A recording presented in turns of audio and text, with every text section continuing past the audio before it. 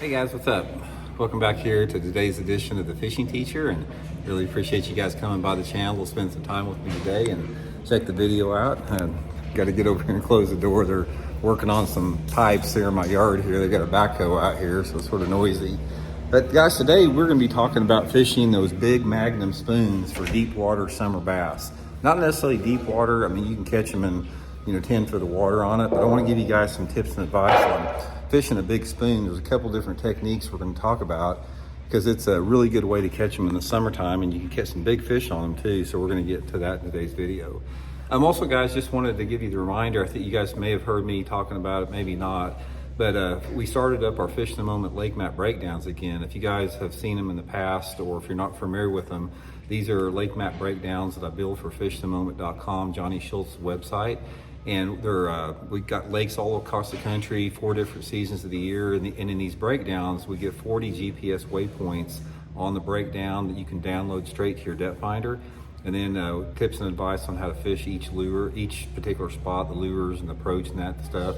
And it'll allow you to duplicate it around different parts of the lake. So it's a really good resource to learn more about your favorite lake or a lake you don't know much about. So I'll put the lake map breakdown link in the description of the video. Really appreciate that. Okay guys, today we're talking about big spoon fishing. Now this has sort of been a deal for the past 10 years. It's sort of a summertime staple for a lot of offshore ledge fishermen. So I sort of want to give you guys some tips on it if you've never done this before, and maybe if you've done it a little bit, it may help you out as well, catch some more fish on it. So first of all, let's talk about the spoon here. The spoon, there's a lot of different types of spoons out there. This is my favorite here, guys. This is the Strike King Sexy Spoon, I think they call it. And I'll put my Tackle Warehouse link in the description for all the big spoons. If you guys want to get some, you can use that link.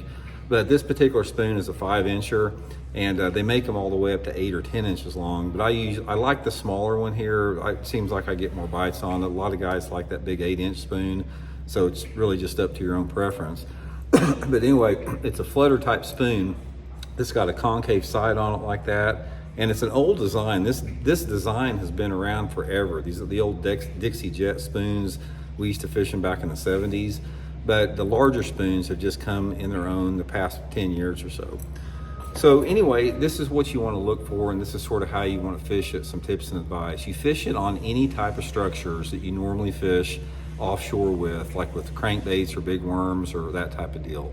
Long points, deeper points, drop-offs, ledges, river ledges, any type of place where you think those fish are in over 10 or 15 feet of water.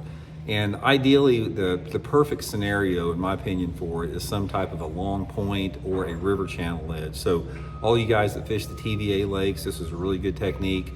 If you don't fish the TVA lakes and you have a man-made impoundment that's just a typical man-made lake, I usually get out on those main lake points, and I like to have water visibility sort of in that, really that 3 to 5 foot zone is perfect. I really feel that you need to have around at least 3 foot of visibility for this technique to work good. And ideally, if you gave me the perfect scenario, I would pick probably about 3.5 to 4 foot of visibility, and targeting that depth of water that's in that 15 to 30 foot range. So that's one particular way to fish. Now we'll talk a couple different things, and we'll talk into exactly how you want to work it. The other technique where this thing works good in the summertime is fishing it around boat docks. This is a big deal here in Missouri, in my part of the lake. A lot of guys put this thing on a flipping stick, and that's what I throw it on all the time, is even if I'm fishing it on ledges or docks or whatever. I got it on my Megabass Alkalies flipping stick, which usually 25-pound test, Seagar and Vizex line, 20 to 25-pound test. And I'll make a long cast. If I'm fishing ledges or drops or points, I'll make a long cast out there, and I'll just snap it off the bottom like that. And I'll let it tight line down. I don't want to let it fall on the slack line. Just pop it off the bottom like that. Let it fall on the tight line. Pop it off the bottom like that. And most of the time, they get it when you pop it up like that. It's like when you pop it up and it goes like that. When you get to the top of the pop, that's normally when they get it. Sometimes they'll grab it as it's falling, and then you'll just see your line tick. But most of the bites I got, you'll just be going just like that, and you go, and he's on there like that. So that's the strike, the way the strike usually occurs. So the boat dock deal is a little bit different.